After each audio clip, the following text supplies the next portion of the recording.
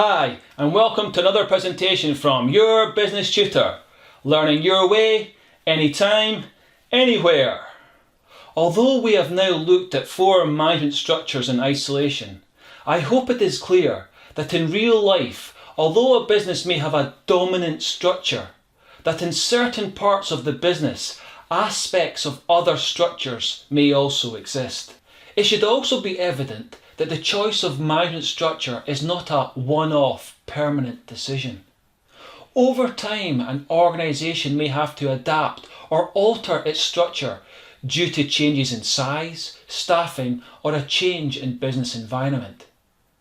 So with those 2 concepts in mind, we are now ready to look at our last 2 management structures, which are Entrepreneurial and Matrix. So what are we going to learn in today's presentation? Well, first of all, we're going to find out what entrepreneurial management structure is. Then we'll look at a matrix management structure.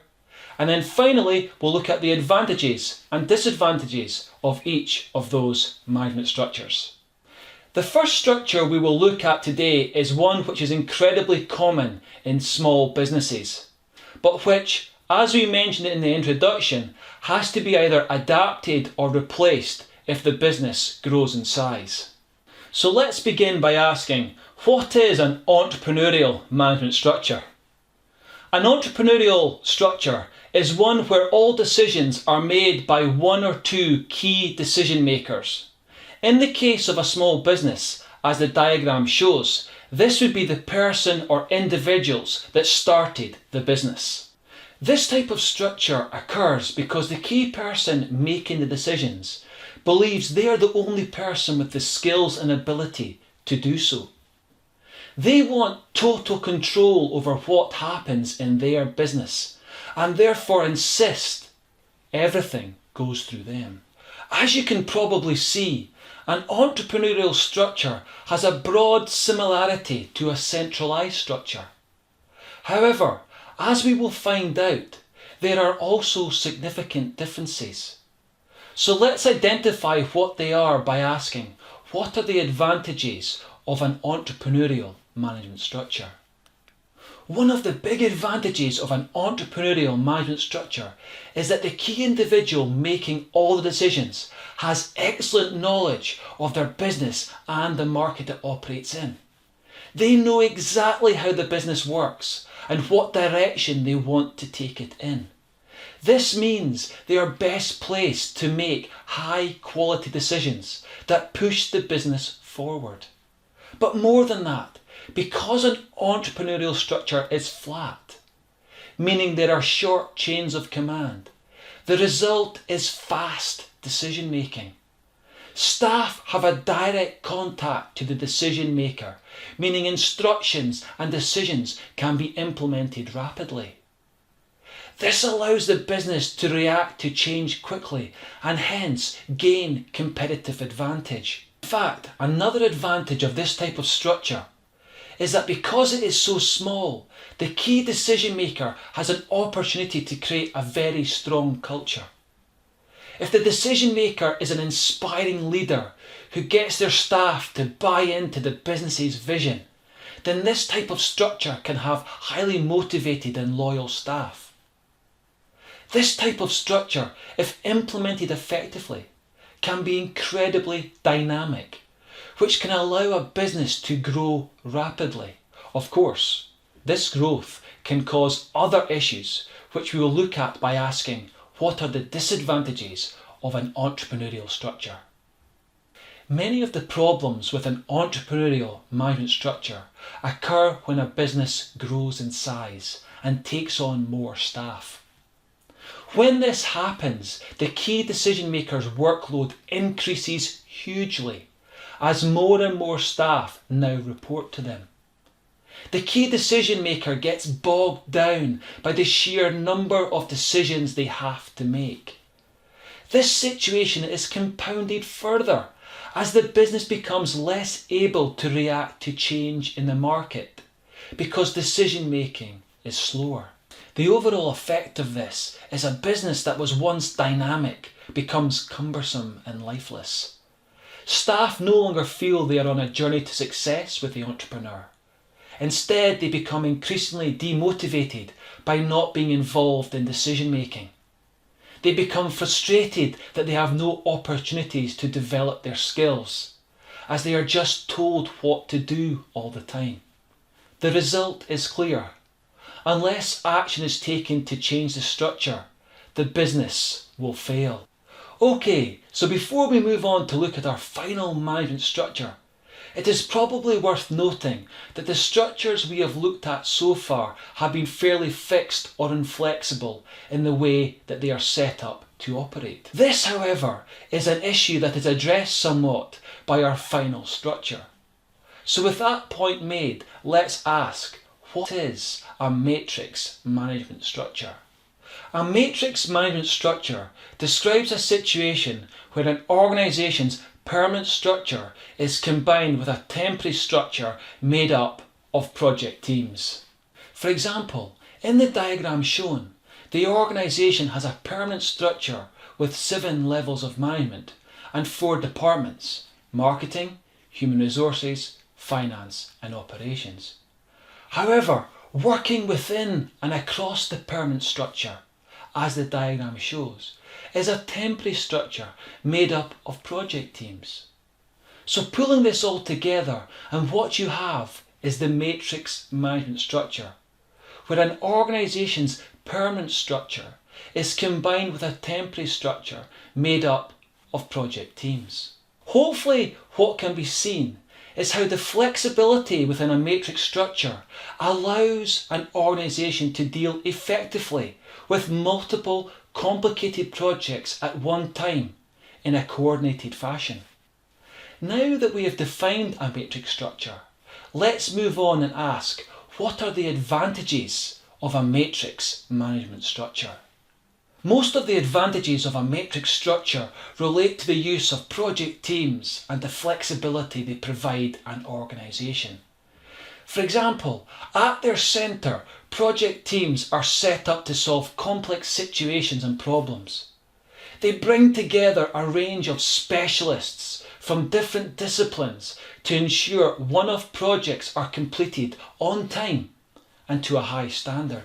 A second advantage of a matrix management structure is it allows an organisation to better control the costs of running projects. For example, many activities such as ordering raw materials, paying staff wages and managing IT systems are better done centrally by permanent departments than at project level. For example, the bulk buying of raw materials such as bricks that are used across multiple construction projects could be done far more cheaply if done centrally. Another benefit which helps to improve the quality of work and manage costs is that employees with very specific skills can be shared across projects. If a project team had to employ a specialist for a short period of time, they would first have to find them, which could take time, and second, would no doubt have to pay a premium for their services. However, if this specialist is employed by the organisation in a permanent department, they can be allocated to projects as and when required. This means each project can benefit from the specialist's expertise, but only have to pay a portion of the employee's wage when they are working on their specific project. A fourth advantage is working in a project team provides an employee with variety and development opportunities which can both motivate. By being a member of a project team, an employee gets a change from their day-to-day routine and has the opportunity to pick up new skills. A final advantage of a matrix structure is that it supports a culture of flexibility, problem solving and cooperation, which all improve an organisation's effectiveness. Remember, in a matrix structure, project teams are regularly set up to solve complex challenges that the business faces.